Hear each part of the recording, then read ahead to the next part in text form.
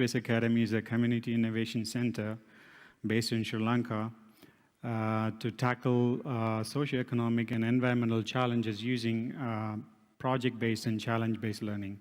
So nothing more than that. We are a very simple social enterprise, which I co-founded, along with several social enterprises that I have co-founded in Asia and Europe and Africa. So,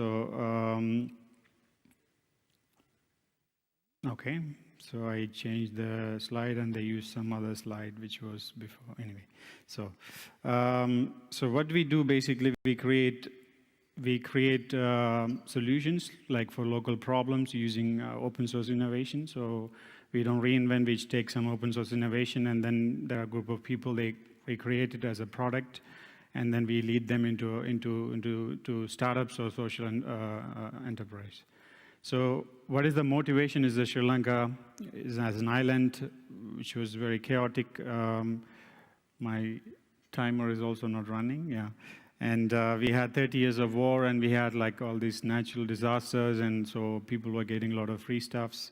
So because of that, from a lot of international aid organization, and so you can see they are really low on the edge of being innovative country in Asia. And when all these international aid organization, they come with a lot of their own solutions and for the problems. But however, these solutions are not really solving the local problem because they don't involve a lot of the local people. So we thought that we want to involve like 99% of the local resources to support, to create a solution with the support of all those 1,200, more than 1,200 international NGOs in Sri Lanka. So how do we do that?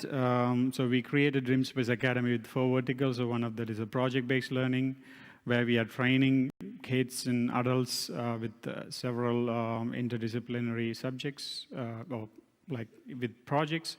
And then we identify the good ones, maybe like 6 to 7 among 100 students, and we move them to community innovation, where there are a group of people developing solutions, and it's a paid job, kind of a paid research and development job by the community. And I'm talking about real solutions because the problem of all these STEM robotics courses is like, serving their lights. It's not really solving the problem of several communities in the world. And so we don't want to go in that track. We want to have like immediate solutions for our problems. So we want to invent ourselves because all the imported solutions were not really, useful for us. I can give a small example, like one of the international aid organization came with the solution for one of our borderline village, so village which is at the border of the jungle, which is very much affected by elephants, wild elephants killing people there. So in a year, around 85 people die there by wild elephants. And during the wartime, we didn't have electricity there, and so the international aid organization sitting here in Europe decided, okay, we can solve your problem. Okay, how? So they decided to build a electric fence using solar panel, and as Ari was saying, it was a linear, one of our speakers was saying like, problem was elephant and we need to have a solution, so on. So they used those reflective solar panel and they put it in the jungle and they said, oh, we solved the problem. And after a few months it doesn't work because jungle does not have only elephants, right? So there are monkeys. So when you show a mirror to a monkey, it's actually offending the monkey. So they broke all the solar panels. So this is how all the international taxpayer money from all of our money is wasted. So we want to use that money, but we want to use it wisely. That's how we created the community innovation model. So you would have heard about this STEM, robotics, fab labs, and makerspaces, which are thousands of these centers are shut down all around the world because it's kind of a fun thing to do. It's not really solving some problem. Okay, you send your kids to a STEM course, and what do they do after that? They just come home or maybe 3D print something and put it on a table. There's no impact that can be measured immediately. So we don't want to be that way, and because we have a lot of local problems and we don't want to import solution, and that's what we do. So for that, we also need a lot of international expertise. So there are a lot of scientists from Europe going there staying there for 3 to 4 weeks, and then develop a curriculum around the project they work on. So something like we were building a water quality measurement tool, and people from Europe, scientists like biochemists, goes there and develop a curriculum around water quality measurement, not just biochemistry as a subject. So that's what this international collaboration means. And then finally, we spin off these prototypes into products and test with the local government and scale it across the island. And that means that the prototype becomes a product which can be locally produced, and that's what this social enterprise vertical does. So I will not go detail about all these things. So for example, about the project-based learning, and we have, as I said, like from kids to like 50, 40 years old people, and we focus on these labs, kind of different labs, so electronics, mechanics. Electronics comes with all the electronics and programming, and whatever mechanics comes with mechanical design and digital fabrication. Wet lab is, as you know, bio and biochemistry and chemistry stuffs, and we have like kind of a bioreactor growing algae and stuff like that. Gastronomy is about alternative food, like we have one project like creating probiotic drinks from hibiscus than using yogurt or something. Textile is again another lab which focuses on alternative textile, like taking silk out of silkworm without killing the worm. And materials, again, different types of materials, something like polyelectrolyte, which is a polymer, conductive, degradable, electronics, and so on. So we have several programs in these main labs, and also we have other labs like art and languages and music and so on.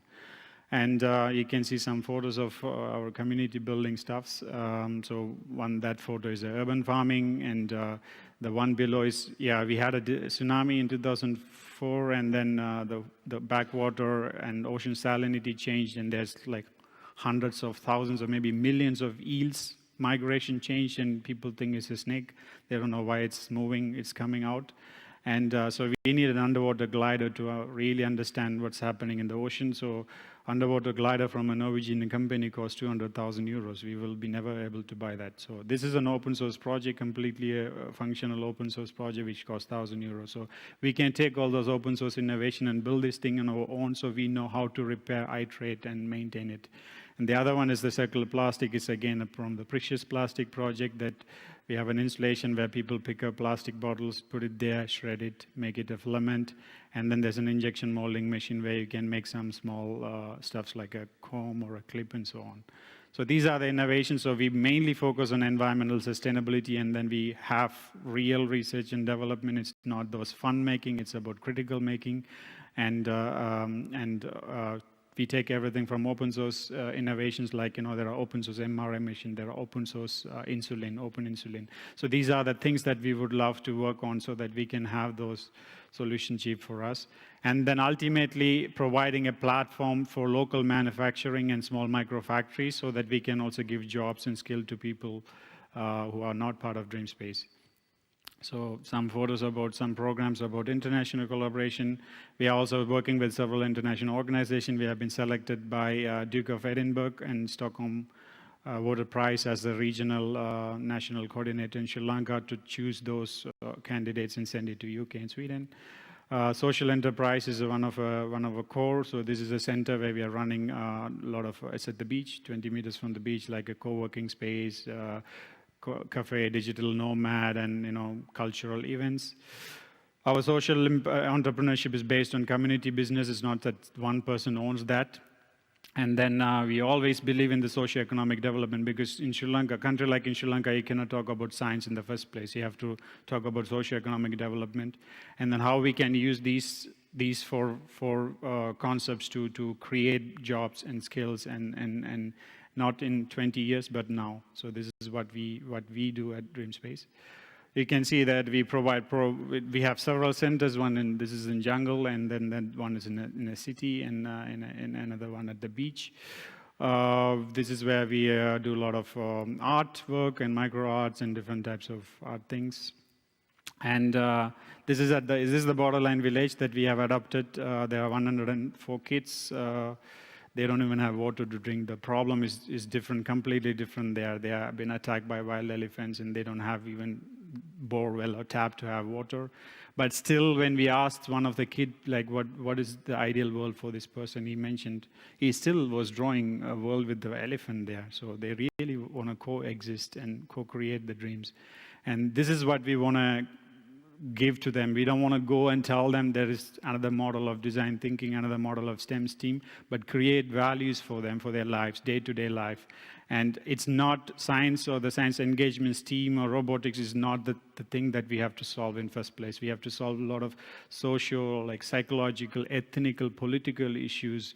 For example, like there was a blast in Sri Lanka in 2000, this April, and then affected a lot of our work, and all these international experts cancel all their trip, and then whatever the community innovation we were doing was like stopped by the government, thinking that we are also doing something wrong. So these are the struggle that that we face, and we also won the Falling Wall Science Engagement in this year in Berlin. There were like 44 countries competing for the science engagement, and I mean there was another slide anyway. So this is all about DreamSpace Academy, and we are building the change what we want to see in the world. And then in a country like Sri Lanka or underdeveloping country, the science engagement, the science, whatever that terms that we use here, comes at the last. There are so many other social problems and engagement, socio-economic problem that we have to solve in first place. So thank you everyone for listening. And